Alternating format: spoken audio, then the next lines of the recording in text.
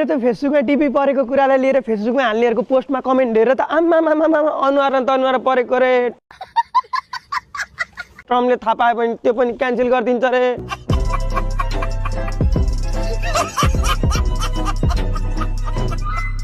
White हाउसमा सल्लाह हुँदैछ रे हेप्ने पनि सीमा हुन्छ नि। खराब हो जाएगा मैं माँ अम्मा बहन पे आ जाऊंगा मैं इनकी अम्मा। यतिको घर चाहिँ गिफ्ट गर्छु म तर हजुरहरूको बर्थडेमा अमेरिका गएपछि है डिबीले अमेरिका सुरु लगेपछि यतिको घर चाहिँ अमेरिकाको क्यालिफोर्निया बस्ने कि मेक्सिको बस्ने कि होइन कता बस्ने भन्ने कुरो सल्लाह हुँदैछ अहिले चाहिँ फिलहाललाई।